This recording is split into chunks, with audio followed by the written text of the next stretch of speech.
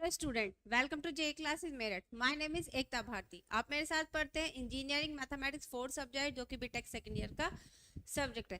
तो चलिए स्टूडेंट, बढ़ते हैं अपने unit 5th one shot revision class की तरफ। देखिए क्या है हमारी unit 5th, statistical technique third. देखो इसमें हमें क्या पढ़ना है यहाँ पर हम बात करते हैं यहाँ पर। देखो कुछ हमारे टर्म्स है, पहले हम उसको देख लेते हैं, फिर उसके बाद हम आगे कंटिन्यू करेंगे। यहाँ पर हमें कुछ टेस्ट हैं जो हमें क्या करने हैं, पढ़ने हैं। अब देखो यहाँ पर क्या लिखा हुआ है, यूनिवर्स और पॉपुलेशन। अगर मैं यहाँ पर पॉपुलेशन की बात करूं या फिर यूनिवर्स, पॉपुलेशन और यूनिवर्स से एक ही है। देखो द कलेक्शन ऑफ इंडिविजुअल और क्वालिटीज और members which can be numerically specified is called population और यूनिवर्स। अगर मैं क्या करूं, इंडिविजुअल का कलेक्शन करूं, कहने का मतलब क्या है, अगर मैं अलग अलग चीजों का कलेक्शन करूं तो उसी से मिलके बनता है हमारा पॉपुलेशन या कह दो यूनिवर्स। ठीक है, तो वो हमारा क्या कहलाया जाता है, population. The collection of individual या फिर मेंबर्स। ठीक है, इसी को हम क्या बोलते हैं, यूनिवर्स और पॉपुलेशन। अब यहाँ पर क्या है, यहाँ पर हमारे दो यूनिवर्स है। देखो क्या लिखा हुआ है। अब यहाँ पर अगर मैं बात करूं यूनिवर्स की, हमारे पास देखो यहाँ पर एक फाइनाइट यूनिवर्स है और एक हमारा इनफाइनाइट यूनिवर्स है। अब फाइनाइट की आप बात करें तो फाइनाइट क्या है, a universe containing a finite number of members. अगर यूनिवर्स देखो ये हमारा फाइनाइट भी हो सकता है और इनफाइनाइट भी है।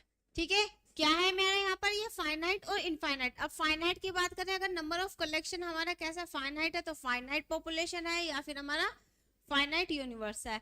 अगर हम हमारा नंबर ऑफ कलेक्शन इनफाइनाइट है तो वो कैसा यूनिवर्स है हमारा, वो हमारा इनफाइनाइट यूनिवर्स है। ठीक है, अगर मैं बात करूँ किसी पर्टिकुलर क्लास की बात करें, क्लास में हमारे 10 स्टूडेंट है, 10 स्टूडेंट का पर्टिकुलर वेट अलग। भाई अगर हमारे पास 10 स्टूडेंट है तो 10 स्टूडेंट का वेट अलग अलग होगा, तो हमारा वो कैसा हुआ, वो हमारा फाइनाइट पॉपुलेशन हुआ। अगर मैं इनफाइनाइट की बात करूं, स्टार्स को काउंट कर सकते हैं, वो हमारा कैसा है, इनफाइनाइट है। ठीक है, तो वो हमारा कैसा होगा यहाँ पर, इनफाइनाइट पॉपुलेशन। अब देखो अब यहाँ पर क्या लिखा हुआ है, existent universe. The universe, existent universe होता क्या है, the universe of concrete object. Concrete object को क्या कहते हैं हम यहाँ पर, एग्जिस्टेंट यूनिवर्स।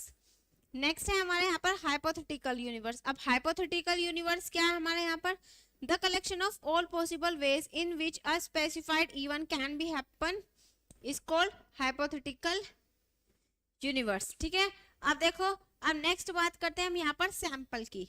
अब यहाँ से होता है हमारा मेन स्टार्ट। देखो अब सैंपल क्या है, a finite subset of a universe. Universe का फाइनाइट सबसेट ही हमारा क्या कहलाया जाता है, सैंपल कहलाया जाता है। क्या, अगर पूरा यूनिवर्स है, यूनिवर्स में से अगर हम कुछ, ये हमारा यूनिवर्स है भाई, यूनिवर्स में से अगर मैंने इतना पोर्शन निकाला या कह दो इतनी फाइनाइट कुछ भी वैल्यू निकाली, तो वो हमारा क्या कहलाया जाएगा, इस यूनिवर्स का सबसेट ही तो कहलाया जाता है, और उसी को हम बोलते हैं सैंपल। क्या बोलते हैं, सैंपल। तो देखो सैंपल क्या है हमारा यहाँ पर, a finite set subset of a universe is called sample. अब नेक्स्ट पॉइंट है, the number of individual in a sample is called sample size. अब सैंपल साइज क्या है हमारे यहाँ पर, देखो मैं यहाँ पर बात करती हूँ, एक बैग है, इस बैग के अंदर कुछ कार्ड्स है हमारे। ठीक है, इस तरीके से कार्ड्स है हमारे यहाँ पर। तो ये जो बैग के अंदर कार्ड्स है, ये तो हमारा सैंपल हुआ। अब ये जो पर्टिकुलर कार्ड्स है, ये कार्ड, ये 1 2 3 4, तो कितने हैं ये, 4 5 6 7 8, तो 8। तो इसमें ये हमारे नंबर ऑफ कार्ड्स कितने हैं, 8। तो यही हमारा इसका क्या कहलाया जाता है, सैंपल साइज कहलाया जाता है। आया सभी को समझ में, सैंपल साइज क्या है हमारे यहाँ पर। अब the process of selecting of a sample from a universe, अगर हम यूनिवर्स से सैंपल को सिलेक्ट करते हैं तो इसी प्रोसेस को हम क्या बोलते हैं यहाँ पर, सैम्पलिंग बोलते हैं। क्या बोलते हैं, उसी प्रोसेस को हम सैम्पलिंग बोलते हैं। जो भी चीज हम चूज करते हैं वो हमारी सैम्पलिंग कहलाई जाती है। ठीक है, आया सभी को समझ में, सैंपल क्या होता है, सैंपल हमारा फाइनाइट सबसेट होता है यूनिवर्स का, एंड नेक्स्ट है हमारा सैंपल साइज। सैंपल साइज बता दिया, number of individual in a sample. Sample का इंडिविजुअल नंबर कितने होते हैं, वो नंबर ऑफ इंडिविजुअल हमारा सैंपल के क्या कहलाए जाते हैं, सैंपल साइज कहलाए जाते हैं। The process of selecting a sample from a universe, और इस प्रोसेस को क्या कहते हैं, हम सैम्पलिंग कहते हैं। अब नेक्स्ट देखते हैं पैरामीटर ऑफ स्टैटिक्स। अब देखो यहाँ पर हमारे दो टाइप के हैं, यहाँ पर हमारा यूनिवर्स पॉपुलेशन और सैंपल। यहाँ पर हमें क्या करनी है, अलग अलग तरीके की नोटेशंस यूज करनी है।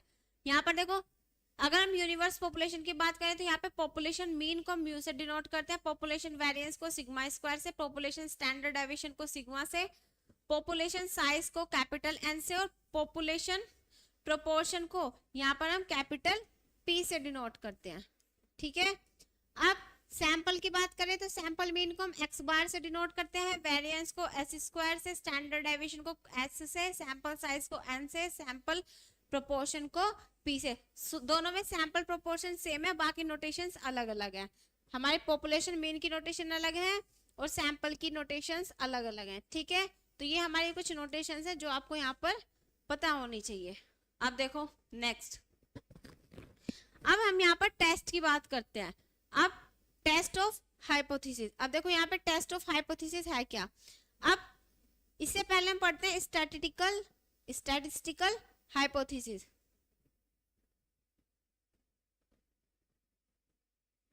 क्या है हमारे यहाँ पर स्टैटिस्टिकल हाइपोथेसिस। अब उसके अंदर हमारे यहाँ पर टेस्ट ऑफ हाइपोथेसिस। अब टेस्ट ऑफ हाइपोथेसिस हमें लगाना किस तरीके से है, ये टेस्ट ऑफ हाइपोथेसिस है क्या हमारा, ये क्या करता है कि हम जो भी हाइपोथेसिस मानते हैं उसको डिसाइड करने के लिए यूज किया जाता है कि हम क्या करें, किसी चीज को रिजेक्ट करें या फिर किसी चीज को एक्सेप्ट करें। इस ठीक है, तो क्या करना है हमें, जो भी हमारा हाइपोथेसिस है उसको क्या करता है, मतलब उसको डिसाइड करने के लिए हमें ये टेस्ट लगाना पड़ता है कि हम क्या करें, उस टेस्ट को मतलब उसको हम क्या करें, एक्सेप्ट करें या फिर हम रिजेक्ट करें। ठीक है, हाइपोथेसिस को। अब फर्स्ट है नल हाइपोथेसिस। नल हाइपोथेसिस क्या होता है, hypothesis which a definite statement about the population parameter are called null hypothesis. Null hypothesis को हम एच नोट से डिनोट करते हैं। ये क्या होती है, एक डेफिनेट स्टेटमेंट होती है, किसके अबाउट, पॉपुलेशन पैरामीटर के अबाउट क्या होती है, एक डेफिनेट स्टेटमेंट होती है, और उसी को हम क्या बोलते हैं यहाँ पर, नल हाइपोथेसिस। देखो हमें डेफिनेशन तो यहाँ पर पढ़नी है नहीं, यहाँ पर हमें क्या करने हैं, यहाँ पर हमें क्वेश्चंस करने हैं। ठीक है, इसलिए डेफिनेशंस नहीं लिखी है, बता दिया है कि नल हाइपोथेसिस क्या होता है, ऑल्टरनेटिव हाइपोथेसिस क्या होता है। ठीक है, तो देखो अब हम बात करें यहाँ पर अल्टरनेटिव हाइपोथेसिस। अल्टरनेटिव हाइपोथेसिस क्या होता है, नल हाइपोथेसिस का अपोजिट होता है। क्या होता है, नल हाइपोथेसिस का अपोजिट। अगर मैंने माना यहाँ पर एच नोट है, एच नोट क्या है हमारा, नल हाइपोथेसिस। अगर मैं इसे रिजेक्ट कर रही हूँ तो ऑल्टरनेटिव हाइपोथेसिस क्या हो जाएगा, उसका अपोजिट एक्सेप्ट हो जाएगा।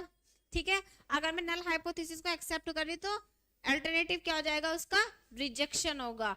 कहने का मतलब ये है कि नल हाइपोथेसिस, अल्टरनेटिव हाइपोथेसिस जो है वो हमारा क्या होता है, कॉम्प्लीमेंट्री होता है, किसका, नल हाइपोथेसिस का। आया सभी को समझ में। देखो अब यहाँ पर अगर मैं बात करूं, अब हमें यहाँ पर क्या करना है, यहाँ पर हमें कुछ टेस्ट पढ़ने हैं। यहाँ पर हमें टेस्ट पढ़ने हैं, chi test, T test, chi square test. क्या है यहाँ पर, 3 टेस्ट पढ़ने हैं हमें यहाँ पर। तो देखो यहाँ पर हमारे इसमें क्या है, अब ये टेस्ट किस तरीके से अप्लाई करने हैं, उससे पहले हम क्या देखेंगे, उससे पहले हम लेवल ऑफ सिग्निफिकेंस देखेंगे। इसके according he, level of significance से ही हम अपना टेस्ट पूरा फाइंड करेंगे। ठीक है, इसी से हम क्या करेंगे, पूरा अपना टेस्ट लगाएंगे। देखो लेवल ऑफ सिग्निफिकेंस है क्या, the probability of the value of the variate falling in the critical region, it is known as level of significance। क्या कह रहा है ये यहाँ पर, और लेवल ऑफ सिग्निफिकेंस को हम यहाँ पर अल्फा से डिनोट करते हैं। किससे डिनोट करते हैं, अल्फा से डिनोट करते हैं। देखो इसको हटा देते हैं। हमारे पास क्या है, यहाँ पर एक कर्व गिवन है, डिस्ट्रीब्यूशन गिवन है भाई। इस तरीके से हमारे पास क्या है, यहाँ पर एक डिस्ट्रीब्यूशन गिवन है। अब यहाँ पर लेवल की बात कर रहा है तो हम यहाँ पे क्या करेंगे, देखो यहाँ पर हमारा लेवल गिवन है, ये हमारा क्या है, लेवल गिवन है। यहाँ पर जेड नोट है या 0 बोल दो। अब लेवल के इस साइड भाई ये लेवल है, हमने इसको माना लेवल। तो लेवल के ये पूरा ऊपर ही आई। अगर मैं लेवल के इस साइड की बात करूं, भाई लेवल के साइड वाला ये तो इधर की साइड है, और ऐसे ये वाला, ठीक है। अगर हमारे लेवल के अंदर है तो हम क्या करेंगे, डिस्ट्रीब्यूशन को एक्सेप्ट करेंगे, कह देंगे नल हाइप, क्या कह देंगे हम यहाँ पर, इसको एक्सेप्ट करेंगे। अगर हमारा इससे लेवल से नीचे है तो हम क्या करेंगे, उसको रिजेक्ट करेंगे। अब देखो लेवल है, ये लेवल यहाँ पे हमारा ये लेवल है, लेवल से इधर देखा जाए तो यहाँ पर हमारा क्या है, ये भाई यहाँ पर तो हमारा एक्सेप्ट होगा क्योंकि लेवल पर आ रहा है पूरा। तो यहाँ पर हम क्या करेंगे, ये हमारा कैसा रीजन है, एक्सेप्टेड रीजन। भाई ये हमारा कैसा रीजन है, एक्सेप्टेड रीजन। अगर मैं यहाँ पर इसकी बात करूं, ये वाला पोर्शन जो है ये हमारा कैसा है, ये भाई ये तो लेवल से नीचे है, तो ये हमारा कैसा है, रिजेक्शन, या कह दो रिजेक्शन रीजन, ठीक है। ये हमारा रिजेक्शन रीजन है, और ये भी हमारा कैसा रीजन है, यहाँ पर रिजेक्शन रीजन है, ठीक है। अगर हमें कोई चीज अच्छी नहीं लगती तो हम उसको रिजेक्ट कर देते हैं, सेम एज इट इज ये है, ये हमारे लेवल में नहीं आ रहा है तो ये हमारा रिजेक्शन पार्ट हो गया, और जो हमारे लेवल में है वो हमारा एक्सेप्टेड पार्ट हो गया, ठीक है। आया सभी को समझ में। और ये डिस्ट्रीब्यूशन का कर्व हमें पता है y is equals to fz type का है। इस तरीके से हम यहाँ पे क्या करते हैं, अपना एक्सेप्टेड रीजन और अपना रिजेक्शन रीजन यहाँ पर देखते हैं, ठीक है। अब देखो यहाँ पर तो ये रिजेक्शन लेवल ऑफ सिग्निफिकेंस हो गया। अब बात करते हैं हम यहाँ पर अपने टी टेस्ट की। टी टेस्ट है क्या हमारे यहाँ पर, student T distribution test, important है ये भी। अब देखो अब यहाँ पर हमें थ्योरी तो पढ़नी नहीं है, यहाँ पर सिर्फ हम फॉर्मूला देखेंगे कि हमें न्यूमेरिकल के अंदर क्या फॉर्मूला लगाना है, ठीक है, क्योंकि इसमें न्यूमेरिकल सोल्व करने के लिए आता है, थ्योरी नहीं आती है। अब यहाँ पर अगर मैं बात करूँ टी डिस्ट्रीब्यूशन टेस्ट की, स्टूडेंट टी डिस्ट्रीब्यूशन टेस्ट, अब ये स्टूडेंट टी डिस्ट्रीब्यूशन टेस्ट कब लगाया जाता है, ये डिस्ट्रीब्यूशन टेस्ट कब लगता है, जब हमारा सैंपल साइज जो है लेस देन है, हमारा लेस देन इक्वल्स टू किससे है, 30 से सॉरी, देखो ये लिखा हुआ, अगर हमारा if sample size less than 30 then applicable T distribution test, तब जाकर हम क्या लगा सकते हैं, यहाँ पर टी डिस्ट्रीब्यूशन टेस्ट अपना अप्लाई कर सकते हैं। क्या, अगर हमारा सैंपल साइज लेस देन है या इक्वल है 30 के, तब जाकर हम इस स्टूडेंट टी डिस्ट्रीब्यूशन टेस्ट को अप्लाई करेंगे, ठीक है।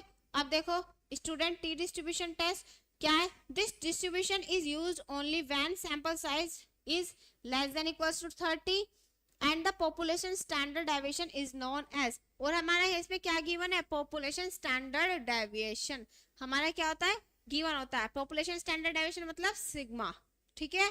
अब देखो अब हमें यहाँ पे क्या करना है, फॉर्मूला है हमारा ये t is equals to x minus mu upon s upon square root of n, where s हमारा ये है।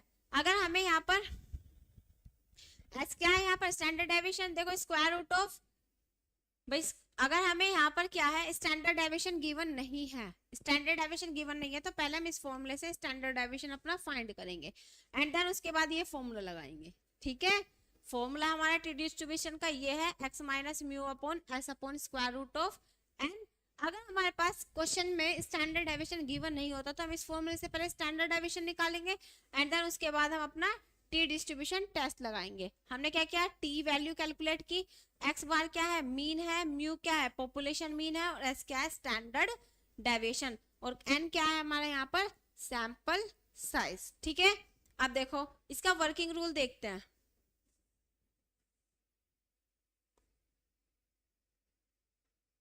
वर्किंग रूल है क्या, फर्स्टली हमें क्या मानना है, यहाँ पर हमें नल हाइपोथेसिस मानना है। क्या मानना है, यहाँ पर हमें नल हाइपोथेसिस मानना है। अब देखो नल हाइपोथेसिस कैसे मानेंगे, यहाँ पर एच नोट है, अब हम भाई अब हमारे पास क्या है, एच नोट है, यहाँ पर नल हाइपोथेसिस, पहले हम नल हाइपोथेसिस मानेंगे। देखो है क्या यहाँ पर null hypothesis, there is no significant difference between the sample mean and the population mean. देखो जो भी हमें टेस्ट गिवन होगा, जो भी हमें गिवन है उसके हमें पॉजिटिव मानकर चलना है यहाँ पर। अब हमें यहाँ पर क्या करना है, नल हाई, पहले हमें फर्स्टली क्या मानना है, नल हाइपोथेसिस मानना है। फिर उसके बाद हमें यहाँ पे क्या करना है, टी टेस्ट को अप्लाई करना है। क्या करना है, टी टेस्ट को अप्लाई, ठीक है। वही सेम टी की वैल्यू हम इस तरीके से निकालेंगे, अगर हमें एस गिवन नहीं है तो हम स्टैंडर्ड डेविएशन अपना उससे निकाल सकते हैं। यहाँ पर देखो, फिर जब हमने यहाँ पे निकाल लिया टी की value, find the value of T with degree of freedom n-1। n-1 क्या है यहाँ पे, इसकी डिग्री ऑफ फ्रीडम, किसकी, टी डिस्ट्रीब्यूशन टेस्ट की। फिर हमें क्या करना है, जब हम अपनी टी की वैल्यू निकालेंगे फिर हमें यहाँ लगाना है अपना level of significance. Level of significance को हमने अल्फा से डिनोट किया था। आप देखो कैलकुलेट करना है हमें यहाँ पर टी, ये कैलकुलेट क्या है, टी अल्फा, ये टी अल्फा कैलकुलेट करना है, ये टी अल्फा। टी अल्फा हमें क्या करना है यहाँ पर, कैलकुलेट करना है। अब कंडीशंस ये आ गए हमारा, हमने टी निकाल लिया, टी अल्फा भी निकाला, लेवल ऑफ सिग्निफिकेंस से हम टी अल्फा निकालेंगे।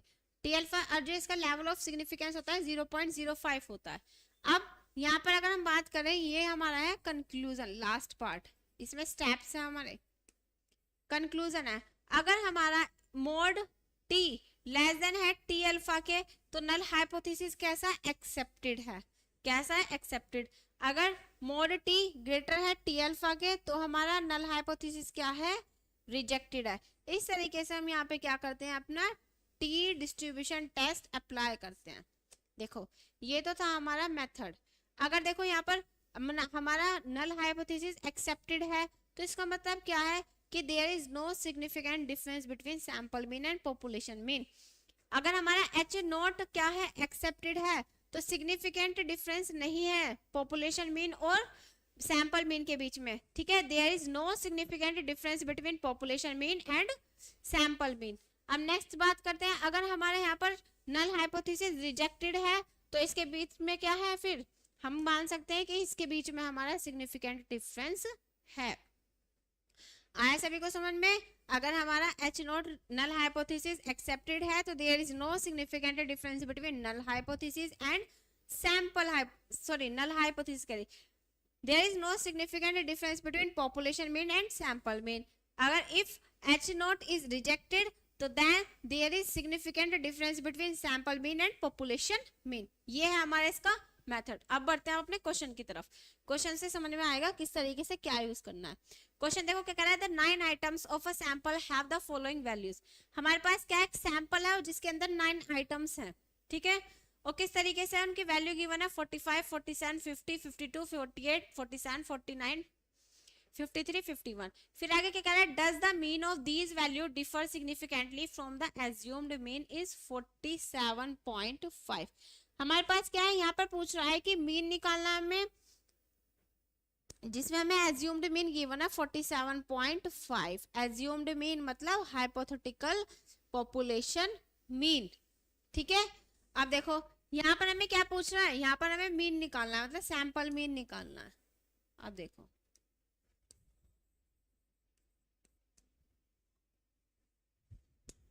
अब किस तरीके से करना है, हमारे पास सैंपल साइज गिवन है, भाई कितने हैं, 9 है, तो हमारे पास सैंपल साइज गिवन है। सैंपल साइज को हम किससे डिनोट करते हैं, n से। तो सैंपल साइज गिवन है हमारे पास 9। कितने हैं सैंपल साइज, 9। अब हम यहाँ पे एज्यूम्ड मीन दे रखा है, एज्यूम्ड मीन मतलब पॉपुलेशन हाइपोथेटिकल मीन। तो देखो एज्यूम्ड मीन होता है हमारा म्यू, ये हमारा गिवन है 47.5, ठीक है। एज्यूम्ड मीन 47.5 गिवन है। अब हमें यहाँ पे क्या निकालना है, देखो अब हमें यहाँ पर मीन फाइंड करना है। तो अब पहला भाई हमें यहाँ पे क्या करना पड़ेगा, मीन निकालना पड़ेगा। मीन हमें पता है, मीन किस तरीके से निकलता है, मीन कैसे निकालते हैं, arithmetic mean sum of observation upon में टोटल नंबर ऑफ ऑब्जर्वेशन। अब देखो हमारे पास ऑब्जर्वेशन गिवन है, भैया हमारे पास ऑब्जर्वेशन गिवन है तो इससे हम मीन निकाल लेते हैं। नाउ कैलकुलेट मीन, हम मीन कैलकुलेट करते हैं। मीन है हमारे यहाँ पर समेशन एक्स आई अपॉन में एन। समेशन एक्स आई 45 प्लस, या नीचे लिख लेते हैं थोड़ा आएगा ही, ये लिख लेते हैं 45 plus 47 plus 50 plus 52 plus 48 plus 47 plus 49 plus 53 plus and then 51 ना, ठीक है। कितने हमारे यहाँ पर ये 9। अगर मैं यहाँ से मीन निकालूं तो देखो क्या आएगा, ऐड करो इन्हें। देखो मीन हम यहाँ पे निकाले तो इसको कैलकुलेट करके आएगा 49.1। यहाँ से हमारा मीन आ गया ये, मतलब एक्स बार आ गया ये, ठीक है। अब देखो एक्स बार आ गया। अब हमारे पास देखो भाई हमें निकालना है टी। टी का भी फॉर्मूला पड़ा। टी का फॉर्मूला क्या था यहाँ पर, x minus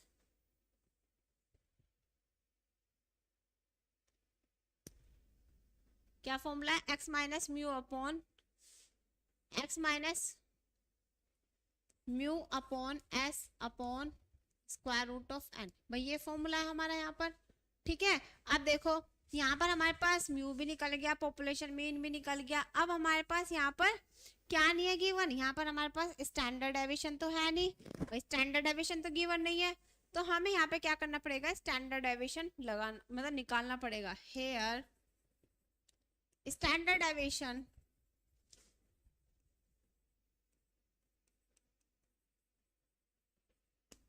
are not given. हमारे पास क्या है, स्टैंडर्ड डेविएशन तो गिवन है ही नहीं यहाँ पर। तो हम क्या करेंगे, स्टैंडर्ड डेविएशन के लिए हमने फॉर्मूला पढ़ रखा है। क्या फॉर्मूला था हमारे स्टैंडर्ड डेविएशन के लिए, sigma square root of sigma x minus x bar का स्क्वायर अपॉन में n into n minus one.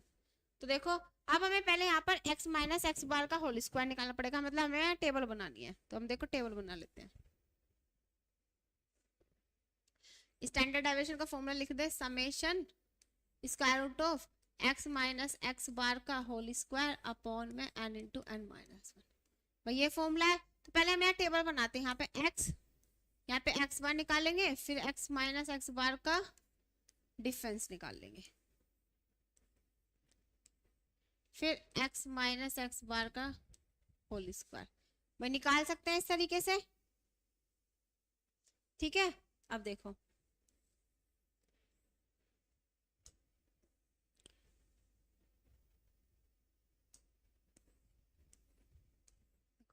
Variable क्या क्या गिवन है यहाँ पर, 45 47 50, 45 47 50 52, ठीक है। फिर 48 47 49, 48 47 49, और हमारे पास क्या है यहाँ पर गिवन, 49 53 51 59 51, हमारे पास ये गिवन है। 59 53 51 है, सॉरी यहाँ पर 53 है। देखो अब अभी हमने यहाँ पर मीन कैलकुलेट किया था, मीन कितना आया था हमारे यहाँ पर 49.1। तो देखो 49.1, अगर मैं यहाँ पर देखूँ भाई 49.1, इसमें से डिफरेंस निकालना है हमें क्या करना है, 49.1 है हमारा x माइनस 49.1। तो यहाँ पर अगर हम निकाल लें तो देखो क्या आएगा, सब में से 49 49 माइनस करना है, तो ये आएगा हमारा माइनस के 4.1 माइनस के 2.1, भाई माइनस के 4.1 माइनस के 2.1, फिर हमारा है यहाँ पर 0.9 2.9 0.9 2.9, ठीक है। कैलकुलेशन ये सिर्फ ये यहाँ पर 0.9 2.9 माइनस 1.1 2.1 माइनस 1.1 माइनस के 2.1, ठीक है। फिर नेक्स्ट है हमारा 0.1 3.9 0.1 3.9 एंड देन फिर हमारे यहाँ पर 1.9, ठीक है। क्या है हमारे यहाँ पर 1.9, देखो 1 2 3 4 5 6 7 8 9, 9 है नहीं हमारे पास। अब देखो 4.1 2.1 0.9 2.9 माइनस 1.1 2.1 0.1 3.9 एंड देन 1.9। अब हमें इनका स्क्वायर निकालना है। तो देखो स्क्वायर निकालते पर डिफरेंस तो हमने निकाल लिया, अब इसका स्क्वायर निकालो। तो देखो स्क्वायर क्या आएगा, स्क्वायर की अगर मैं बात करूँ तो 16.1, फिर यहाँ आएगा हमारा 16.81 4.41 0.81, नेक्स्ट है हमारा यहाँ पर 8.41 1.21 8.41 1.21 एंड देन इसके बाद है हमारे यहाँ पर 4.41 0.01, 4.41 0.01। देखो बच्चों यहाँ पर कैलकुलेशन ही है, ये आपको करनी पड़ेगी, ठीक है। 15.21 3.61, 15.21 3.61 ये आया हमारा। अब हम इसका समेशन निकालते हैं, हमें चाहिए summation x minus x bar का होल स्क्वायर का समेशन। तो इसका जो समेशन आया है वो आया मेरा 54.89। कितना आया? 54.89। तो अब अपना स्टैंडर्ड डेविएशन निकाल लेते हैं। समेशन क्या है हमारे यहाँ पर 54.89 n अपॉन में n minus 1, sorry n minus, ये फॉर्मूला था। n कितने हैं? 9 है ना भैया, हमारे n कितने हैं? 9 है यहाँ पर, n minus 1, n into n minus 1 ही n माइनस 1, तो 9 माइनस 1। तो स्टैंडर्ड डेविएशन अगर मैं यहाँ पे सोल्व करूँ तो स्टैंडर्ड डेविएशन देखो मेरा क्या आएगा, इसको सोल्व करके आया है मेरा स्टैंडर्ड डेविएशन 2.6193। कितना आया? 2.6193। इस तरीके से हम यहाँ पे क्या करा, मैंने स्टैंडर्ड डेविएशन फाइंड कर लिया। अब स्टैंडर्ड डेविएशन तो मैंने यहाँ पर देखो फाइंड कर लिया। अब इसके बाद क्या करते हैं, स्टैंडर्ड डेविएशन कैलकुलेट हो गया। अब हम मानकर चलते हैं अपना टेस्टिंग स्टार्ट करते हैं। टेस्टिंग में पहले हमने फर्स्ट स्टेप क्या था? Null hypothesis. तो हम नल हाइपोथेसिस लेते हैं। देखो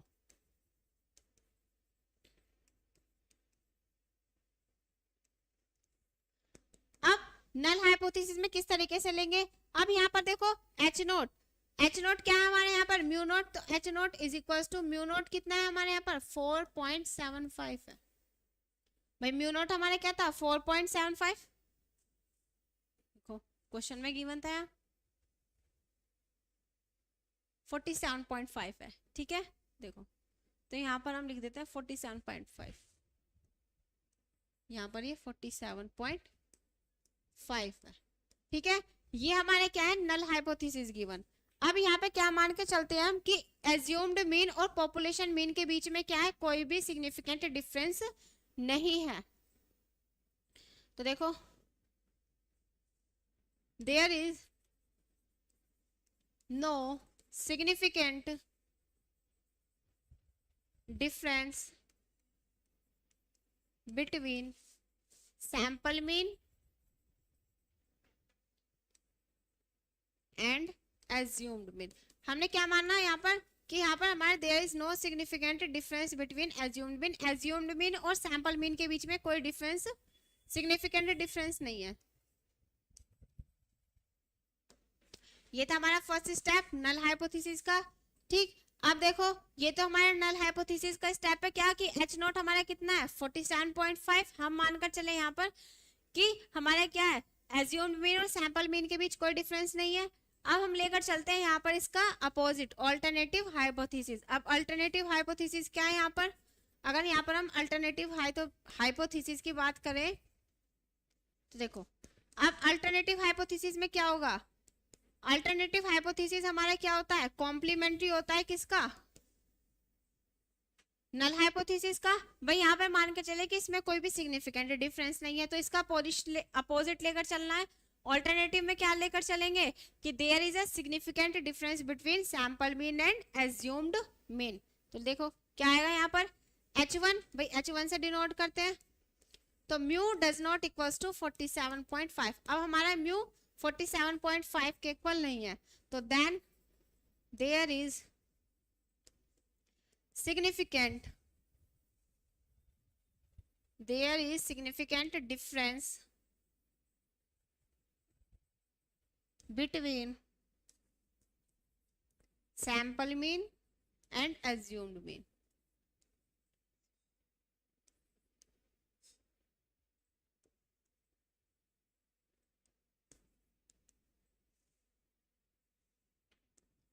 यहाँ पर क्या है? There is significant difference between sample mean and assumed mean। sample mean और assumed mean के बीच क्या है? significant difference है। अब देखो अब हम यहाँ पे लगाते हैं अपना टी टेस्ट बाय फॉर्मूला। देखो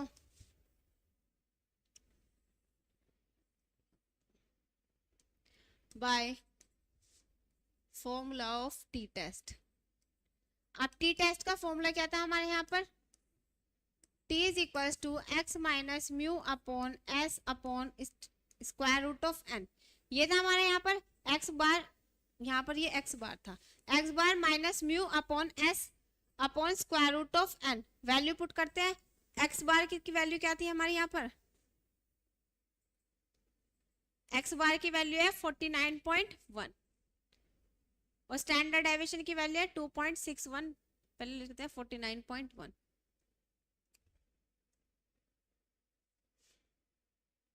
देखो एक्स बार की वैल्यू है यहाँ पर 49.1 माइनस म्यू कितना था हमारे यहाँ पर 47.5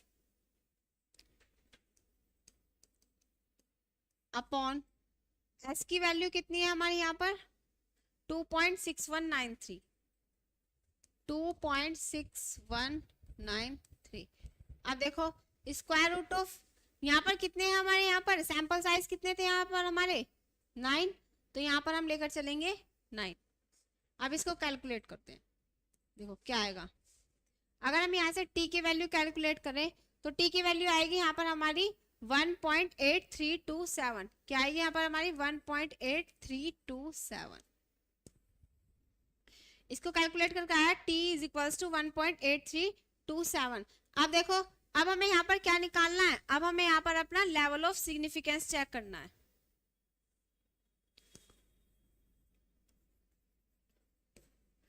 अब लेवल ऑफ सिग्निफिकेंस किस तरीके से चेक करेंगे, यहाँ पर लेवल ऑफ सिग्निफिकेंस चेक करने के लिए हमें यहाँ पर जो लेवल ऑफ सिग्निफिकेंस निकालना पड़ता है वो निकालना पड़ता है 0.05% लेवल। इस लेवल पर हमें क्या करना पड़ता है, अपना लेवल ऑफ सिग्निफिकेंस चेक करना होता है। अब ये निकलेगा किस तरीके से, इसकी वैल्यू टी अल्फा की वैल्यू यहाँ से कहाँ मिलेगी, मतलब टी अल्फा की वैल्यू कैसे मिलेगी, यहाँ पर हम टी अल्फा की वैल्यू किस तरीके से फाइंड करेंगे। टी अल्फा की वैल्यू निकालने के लिए हमें क्या चाहिए, यहाँ पर टी डिस्ट्रीब्यूशन टेबल चाहिए। देखो अब एग्जाम में तो आपको टी डिस्ट्रीब्यूशन टेबल गिवन नहीं होगी, लेकिन क्या गिवन होगा, वहां पर आपको टी अल्फा की वैल्यू गिवन होगी। ठीक है, क्या है यहाँ पर टी अल्फा की वैल्यू आपको गिवन होगी। तो यहाँ पर देखो टी अल्फा की वैल्यू अगर हम निकालें तो टी अल्फा की वैल्यू आएगी हमारे यहाँ पर 2.38। देखो जैसे हमने अभी नॉर्मल डिस्ट्रीब्यूशन में निकाला था, किस तरीके से निकाला था यहाँ पर, कि हमें पता है यहाँ पर हमारा क्या है, नॉर्मल डिस्ट्रीब्यूशन कर्व है इस तरीके से। अब वहां पर हमने क्या निकाली थी, नॉर्मल डिस्ट्रीब्यूशन टेबल दिखाई थी। नॉर्मल डिस्ट्रीब्यूशन टेबल देखो किस तरीके से थी भाई, हमें पता है इधर क्या था, यहाँ पर डिग्री ऑफ फ्रीडम है, यहाँ पर 0.01, 0.02, 0.03, 0.04, सेम एज इट इज यहाँ पर 0.1, 0.2, 0.3, 0.4। हमें इसी तरीके से क्या करनी थी, यहाँ पर वैल्यू फाइंड करनी है।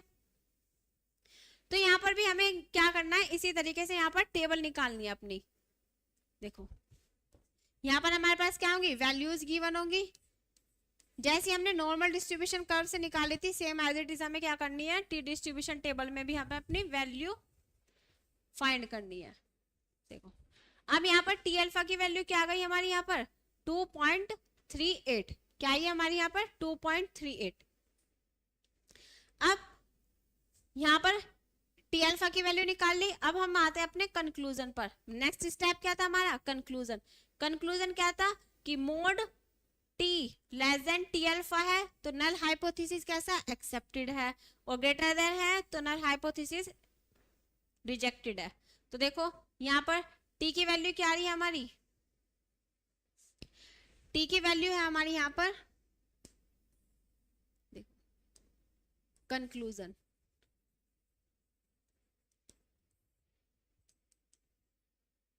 टी की वैल्यू है 1.8327, टी की वैल्यू है 1.83 और टी अल्फा की वैल्यू है यहाँ पर 2.38। तो देखो यहाँ पर क्या है, मोर टी लेस देन है, मोर टी लेस देन है किससे, टी अल्फा से, और जब हमारा मोड टी लेस देन होता है टी अल्फा से तो नल हाइपोथेसिस कैसे होता है, एक्सेप्टेड। देखो ये रहा, मोड टी लेस देन है टी अल्फा से तो नल हाइपोथेसिस इज एक्सेप्टेड। तो यहाँ पर हमारा क्या है, एक्सेप्टेड। तो देखो यहाँ पर लिखेंगे then it means that there is, it means that null hypothesis is accepted।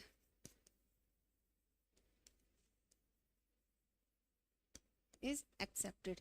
और जब हमारा नल हाइपोथेसिस एक्सेप्टेड हो गया है तो हमने क्या माना था नल हाइपोथेसिस में कि there is a no significant difference between, that is there is no significant difference between there is no significant difference between sample mean and assumed mean। ठीक है, इस तरीके से हम क्या करते हैं अपने क्वेश्चन को सोल्व करते हैं। there is no significant difference between as sample and assumed mean। अगर हमारे यहाँ पर नल हाइपोथेसिस रिजेक्टेड आ जाता तो there is a significant difference between sample mean and assumed mean। ठीक है, तो ये था हमारे यहाँ पर क्वेश्चन। अब बढ़ते हैं हम नेक्स्ट टेस्ट की तरफ। क्या है हमारे यहाँ पर काई स्क्वायर टेस्ट। अब काई स्क्वायर टेस्ट क्या है, देखो काई स्क्वायर टेस्ट हम क्यों यूज करते हैं। काई स्क्वायर टेस्ट में हमें क्या है, अगर हमारा पॉपुलेशन के अबाउट कोई भी इंफॉर्मेशन गिवन नहीं है, क्या no information given about population mean, अगर हमारा पॉपुलेशन के मीन मतलब पॉपुलेशन के अबाउट कोई भी इंफॉर्मेशन गिवन नहीं होती है, तो उस केस में हम क्या करते हैं काई स्क्वायर टेस्ट अप्लाई करते हैं। क्या करते हैं अपना काई स्क्वायर टेस्ट अप्लाई करते हैं। अब देखो काई स्क्वायर टेस्ट अप्लाई करने के यहाँ पर दो मेथड है। फर्स्ट है हमारे यहाँ पर, देखो पहले हम यहाँ पर क्या करते हैं, पहले देखो यहाँ पर हमारे दो मेथड हैं काई स्क्वायर टेस्ट के। काई स्क्वायर टेस्ट ये रहा। फर्स्ट है हमारे यहाँ पर chi square as a test of goodness of fit, कि यहाँ पर क्या कह रहा है यहाँ पर कि अगर हमने जो भी डेटा लिया है उस डेटा को क्या क्या हमने डिस्ट्रीब्यूट किया है, तो जो हमने भाई क्या क्या है जो भी हमारा डेटा है, अगर हमने उस डेटा को डिस्ट्रीब्यूशन किया है, उस डेटा का क्या किया है डिस्ट्रीब्यूशन किया है। ठीक है, तो हमें यहाँ पर क्या करना होता है, हमें यहाँ पर चेक करना होता है कि जो भी हमने डिस्ट्रीब्यूशन फिट किया है वो डिस्ट्रीब्यूशन हमारा ठीक है भी या नहीं है। क्या है यहाँ पर, अगर हम यहाँ क्या करते हैं, अगर हम अपने डेटा को, भाई हमारे क्या है क्वेश्चन में डेटा गिवन होगा, अगर हम अपने डेटा को किसी भी डिस्ट्रीब्यूशन में क्या करते हैं फिट करते हैं, क्या करते हैं फिट करते हैं, कि हमारे पास क्या है कोई भी डिस्ट्रीब्यूशन गिवन है, ठीक है सॉरी कोई भी डेटा गिवन है और उस डेटा को हमें किसी भी डिस्ट्रीब्यूशन में क्या करना है फिट किया हमने, तो हमें क्या करना है, हमें चेक करना है कि जो हमने डिस्ट्रीब्यूशन फिट किया है वो हमारे लिए अच्छा है भी या नहीं है। ठीक है, तो वो हम किससे टेस्ट मतलब किससे चेक करेंगे, वो हम करेंगे काई स्क्वायर टेस्ट से। आया सभी को समझ में, इसलिए इसका नाम है chi square test as a test of goodness of fit. अब देखो काई स्क्वायर टेस्ट, तो आपको पता चल गया क्या है हमारे यहाँ पर। अब देखो काई स्क्वायर टेस्ट से पहले हमने ये फॉर्मूला पढ़ना था। काई स्क्वायर टेस्ट है क्या, हम यहाँ पर क्या मान के चलते हैं, let O1 O2 dash dash ON is an observed frequency. यहाँ पर कैसी फ्रीक्वेंसी है, observed frequency. E1 E2 dash dash EN be then expected frequency. ये हमारे पास क्या है भाई, जो डेटा में मतलब जो डेटा हमें गिवन है तो वो तो हमारी क्या है ऑब्जर्व्ड फ्रीक्वेंसी, और यहाँ पर हम एक्सपेक्टेड फ्रीक्वेंसी निकालते हैं। ठीक है, तो देखो अब काई स्क्वायर का फॉर्मूला क्या है, काई स्क्वायर होता है यहाँ पर हमारा summation i tends to 1 to n observe frequency minus expected frequency का स्क्वायर अपॉन में एक्सपेक्टेड फ्रीक्वेंसी। यहाँ पर देखो ऑब्जर्व फ्रीक्वेंसी और एक्सपेक्टेड फ्रीक्वेंसी का सम जो है वो इक्वल आता है। क्या है यहाँ पर, ऑब्जर्व्ड फ्रीक्वेंसी और एक्सपेक्टेड फ्रीक्वेंसी का जो सम है वो हमारा कैसा आता है, यहाँ पर इक्वल आता है। ठीक है, अब देखो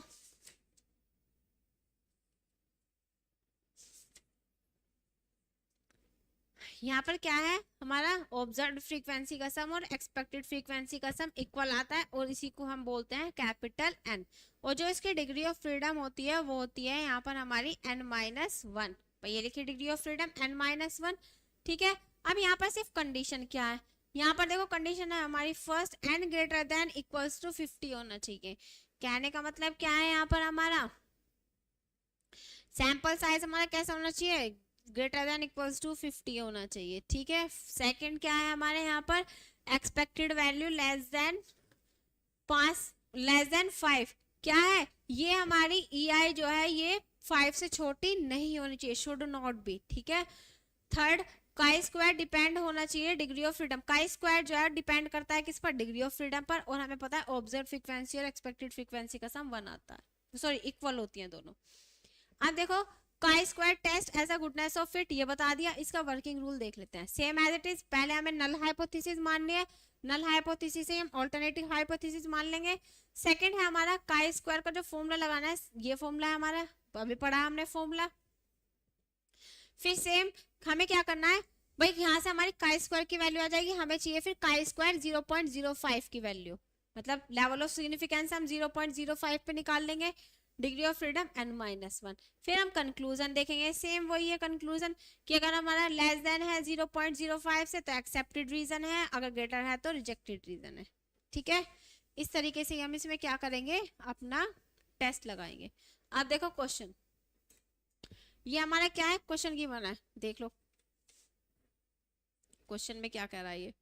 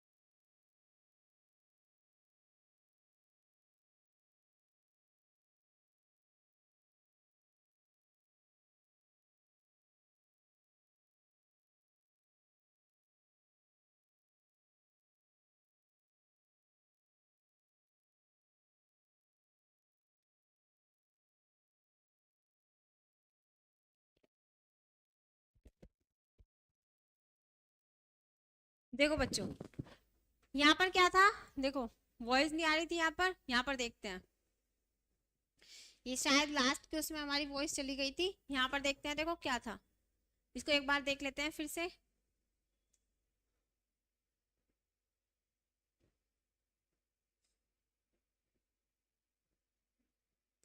हमारा क्वेश्चन था ये गिवन, क्या क्वेश्चन गिवन है, a die is thrown 276 times and the result of this thrown are this.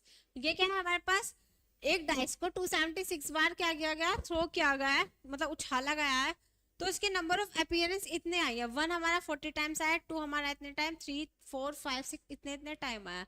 हमें क्या चेक करना है कि जो डाई है ये हमारी बाइज्ड है या अनबाइज्ड है।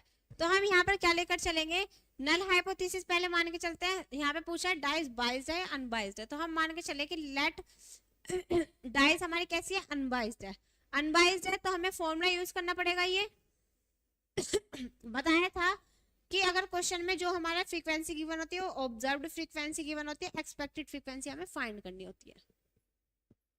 तो यहाँ से हमने एक्सपेक्टेड फ्रीक्वेंसी निकाल ली, कैसे, ऑब्जर्व फ्रीक्वेंसी का सम अपॉन में 6, ठीक है। फॉर्मूला लगाया हमने, काई स्क्वायर टेस्ट से हमने वैल्यू निकाली। जब हमारी काई स्क्वायर टेस्ट से वैल्यू आ गई, हम लेवल ऑफ सिग्निफिकेंस से अपनी, यहाँ से टेबल से हम 11.09 हमारी क्या आ गई, लेवल ऑफ सिग्निफिकेंस से हमारी यहाँ पे काई स्क्वायर 0.05 की वैल्यू आ गई। अब कंक्लूजन पर आते हैं। यहाँ पर देखो काई स्क्वायर जो है वो हमारा ग्रेटर आ रहा है काई स्क्वायर 0.05 से, तो इसका मतलब क्या है, नल हाइपोथेसिस हमारा रिजेक्टेड है। और जब हमारा रिजेक्टेड है, हमने क्या मान के चलते हैं कि हमारा डाइस जो है कैसा, अनबाइज्ड है, तो हम यहाँ मान के चले डाइस इज नॉट अनबाइज्ड, तो इसका मतलब डाइस हमारा कैसा है, बाइज्ड है, ठीक है। इस तरीके से हम क्या करेंगे, इस क्वेश्चन को करेंगे।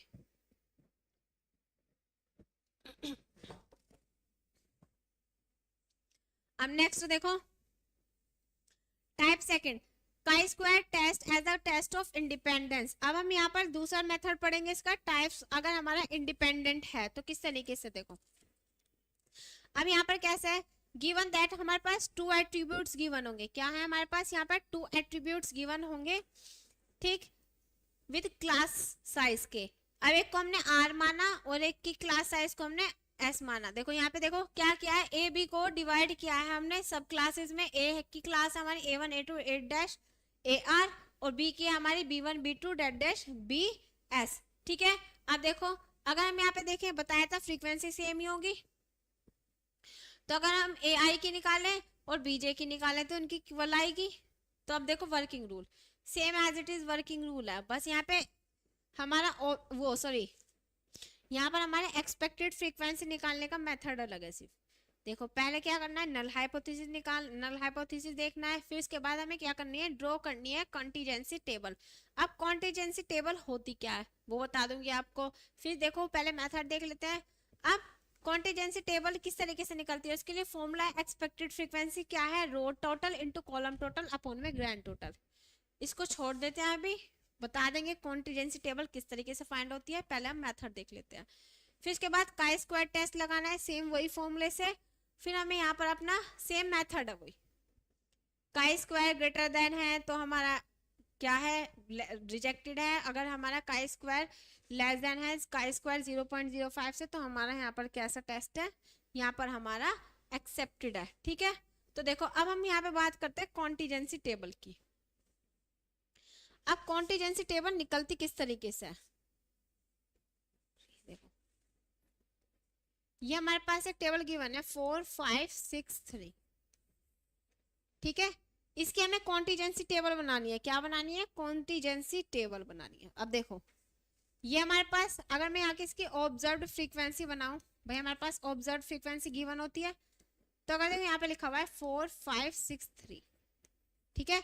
हमें पता है हॉरिजॉन्टल लाइन हमारी रो इंडिकेट करती है और वर्टिकल लाइन हमारी कॉलम, तो रो का सम अगर मैं करूँ तो 9 आएगा, इसका किया तो 9 आया, रो का सम सेम ही आएगा। अगर इसमें देखो, इसमें देखो अगर इसकी बात करें तो ये कितना आया, ये आया हमारा 10 और ये आया हमारा 8, प्लस करो 9 इंटू 9 वो 9 प्लस 9 18 और ये 8 10 प्लस 8 18, तो ये जो आता है रो का सम कॉलम का सम ये इक्वल आता है, बताया था ना अभी OI इक्वल होता है EI के। तो देखो ये होता है हमारा ग्रैंड टोटल। क्या होता है ये हमारा ग्रैंड टोटल। अब देखो ये तो है हमारा ऑब्जर्व्ड फ्रीक्वेंसी। अब एक्सपेक्टेड फ्रीक्वेंसी निकलती किस तरीके से, फ्रीक्वेंसी।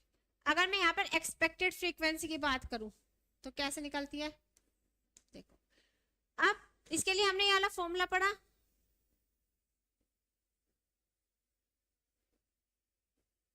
क्वेश्चन था, देखो ये फॉर्मूला कहाँ गया, ये तो गुडनेस ऑफ फिट आ गया, देखो हाँ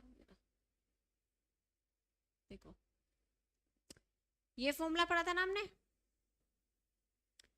रो total into column total upon में ग्रैंड टोटल। तो देखो अगर मैं रो टोटल की बात करूं, row total into column total, देखो अब किस तरीके से निकलेगा। रो टोटल अगर मैं फर्स्ट वाली फ्रीक्वेंसी की बात करती हूँ इसकी, तो क्या आएगा, इसका टोटल कितना है 9 रो टोटल, इसका कॉलम टोटल कितना है 10 और अपॉन में ग्रैंड टोटल कितना है 18। इस तरीके से हम इसको सोल्व करेंगे, ठीक है। सोल्व करके जो भी आएगा वो हमारी एक्सपेक्टेड फ्रीक्वेंसी आएगी। अब 5 के लिए निकाले रो टोटल इनटू कॉलम टोटल। अब तो रो इसका रो टोटल तो 9 ही है हमारा और कॉलम टोटल कितना है अब 8 और अपॉन में 18, कैलकुलेशन करके जो भी आएगा, ठीक है। अब 6 के लिए निकाले रो टोटल 9 कॉलम टोटल 10 और अपॉन में grand total, row total into column total upon में ग्रैंड टोटल। इस तरीके से एक्सपेक्टेड फ्रीक्वेंसी फाइंड होती है। आया सभी को समझ में। देखो अब बढ़ते हैं अपने क्वेश्चन की तरफ। क्वेश्चन में देखो क्या कह रहा है, from the following table regarding the colour of eye father and son. हमारे पास आई का कलर गिवन है यहाँ पर फादर और सन की। Test the colour of son's eye is associated with that the father eye. हमें क्या टेस्ट करना है यहाँ पर कि सन आई जो है वो एसोसिएटेड है किससे, फादर की आई से। अब देखो किस तरीके से करना है यहाँ पर, आई कलर ऑफ सन, यहाँ पर हमारे पास टेबल गिवन है, यहाँ पर आई कलर दे रखा है सन का, लाइट है नॉट लाइट, इतना इतना है, ठीक है। और इस साइड हमें दे रखा है फादर की का, लाइट का इतना है नॉट लाइट का इतना है, ठीक है। सेम अब फर्स्ट में हमें क्या मानना है भाई, colour of son eye is independent है किससे, फादर की आई के कलर से। तो सेम हम क्या मान के चलेंगे यहाँ पर, पहले हम नल हाइपोथेसिस मानते हैं। अब नल हाइपोथेसिस किस तरीके से मानेंगे, यहाँ पर हम मान के चलते हैं let assume that the colour of son eye, let assume that the color of sun I is independent to the color of father's आई। यहाँ पर हम मान के चले जो सन की आई का कलर है वो इंडिपेंडेंट है किसकी, फादर की कलर की आई, मतलब फादर की आई के कलर से, ठीक है। अब यहाँ पर देखो, अब हमें यहाँ पर क्या निकालनी है भाई, ऑब्जर्व्ड फ्रीक्वेंसी गिवन है, ये हमारे पास क्या गिवन है टेबल में, ऑब्जर्व्ड फ्रीक्वेंसी। अब हमें यहाँ पे क्या निकालनी है, हमें एक्सपेक्टेड फ्रीक्वेंसी, तो हमें कॉन्टिजेंसी टेबल बनानी पड़ेगी। तो फर्स्ट हम पहले यहाँ पे क्या करते हैं, ड्रॉ करते हैं कॉन्टिजेंसी टेबल। तो देखो नेक्स्ट पेज पर कर ले,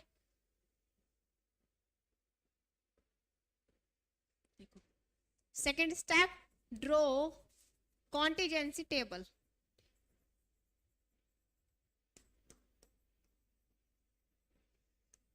देखो अब कॉन्टिजेंसी टेबल है क्या यहाँ पर हमारी, अगर मैं यहाँ पे कॉन्टिजेंसी टेबल की बात करूं तो देखो कॉन्टिजेंसी टेबल निकलेगी किस तरीके से, वही हमें क्या निकालना है, यहाँ पर टेबल बनानी है।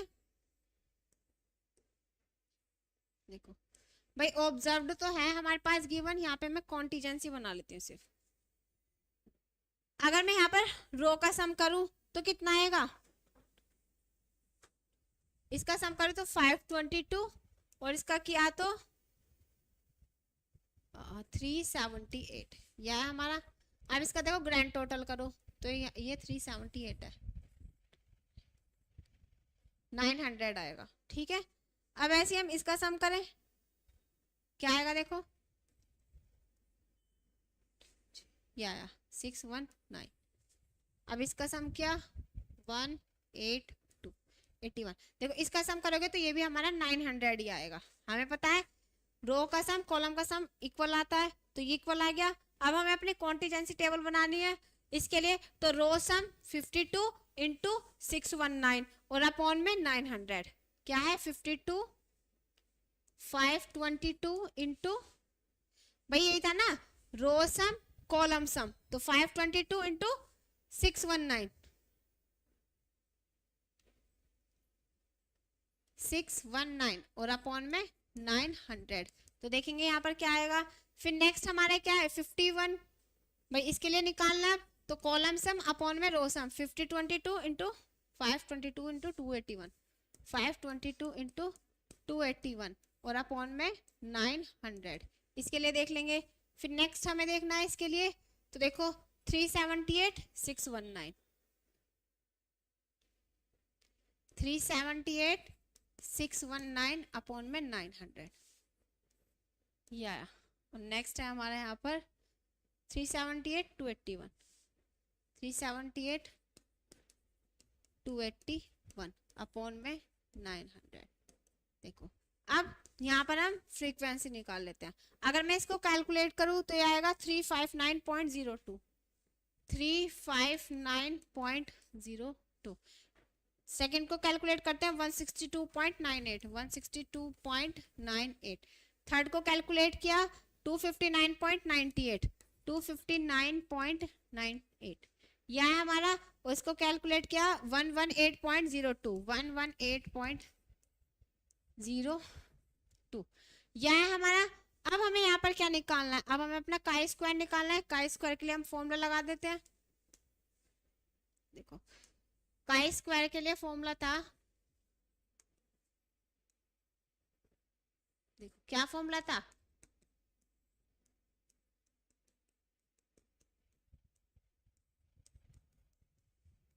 भाई यही है हमारा। अब देखो काई स्क्वायर के लिए फॉर्मूला लगा दें हम। देखो अब हमारे पास अगर मैं 471 ऑब्जर्व फ्रीक्वेंसी की बात करूं, इसकी 471 ये है 471 माइनस भाई ये वाली फ्रीक्वेंसी, भैया हमें पता है 471 के लिए है और ये हमारी 51 के लिए है, ये 51 के लिए है, ये 140 सॉरी ये वाली 148 के लिए है और ये हमारी 230 के लिए है। कौन सी वाली, ये वाली, ठीक है। तो हमें माइनस ही करके निकालना है। तो देखो अगर मैं यहाँ पर माइनस करके निकालूं तो क्या आएगा, भैया हमें चारों के लिए निकालना है। तो पहले इसके लिए निकालो 471 माइनस 359.02 का स्क्वायर और अपॉन में एक्सपेक्टेड फ्रीक्वेंसी कितनी थी भाई, इसकी एक्सपेक्टेड फ्रीक्वेंसी है 35, ये तो है 359.02 ये आ गई। फिर सेकंड के लिए निकाला 51 माइनस 162.98 का स्क्वायर अपॉन में इसकी आई 162.98 दो गई। फिर थर्ड वाले के लिए निकाला क्या थी 148 माइनस 259.98 अपॉन 359.02 इसका स्क्वायर, ठीक है। और इसके लिए निकालेंगे अगर हम 230 माइनस 118.02 का स्क्वायर और अपॉन में 118.0.2 आया सभी को समझ में। फॉर्मूले में रख दिया हमने सिर्फ। अब देखो अब यहाँ पे कैलकुलेट करते हैं। इसको कैलकुलेट करके आया हमारे यहाँ पर 34.92 इसको कैलकुलेट किया 79.63। अब देखो थर्ड को कैलकुलेट करेंगे हम, यह है 76.93 76.93, ठीक है। थर्ड को कैलकुलेट किया 48.23 प्लस 0.94। अब देखो इन चारों को कैलकुलेट करके निकाला हमने, वो आया 161.02 ये आ गई हमारी काई स्क्वायर की वैल्यू। अब काई स्क्वायर की वैल्यू आ गई। अब हमें लेवल ऑफ सिग्निफिकेंस से क्या निकालनी है, काई स्क्वायर 0.05 देखो by level of significance with degree of freedom n -1। भाई यहाँ पे डिग्री ऑफ फ्रीडम चेंज होगा ना, r -1 इंटू s -1 है। तो देखो अब यहाँ पे किस तरीके से निकालेंगे, देखो r -1 बाई 2 -1 2 -1, r की वैल्यू भी 2 -1 इंटू s की वैल्यू भी 2, तो यहाँ पर ये 1 आ गई। अब काई स्क्वायर 0.05 की जो वैल्यू है वो हमारी टेबल से क्या आएगी, या तो क्वेश्चन में आपको गिवन होगी 3.841, क्या गिवन है 3.841, ठीक है, ये हमारी गिवन है। अब देखो, अब हम यहाँ पर देखो देख सकते हैं भाई कंक्लूजन से यहाँ पर क्या आता है, काई स्क्वायर की वैल्यू है 161 पॉइंट, तो देखो यहाँ पर ये है 161.02, काई स्क्वायर 0.05 की वैल्यू है 3.841, तो यहाँ पर हमें दिखाई दे रहा है कि काई स्क्वायर जो है वो ग्रेटर है काई स्क्वायर 0.05 से, तो इट मीन्स, तो देखो जब ये ग्रेटर होता है तो हमारा क्या होता है, नल हाइपोथेसिस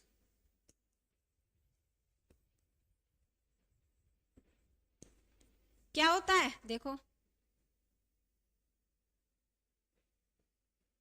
अगर हमारा काई स्क्वायर ग्रेटर है काई स्क्वायर 0.05 से, तो नल हाइपोथेसिस क्या है, रिजेक्टेड, तो ये हमारा कैसा हुआ, नल हाइपोथेसिस इज रिजेक्टेड,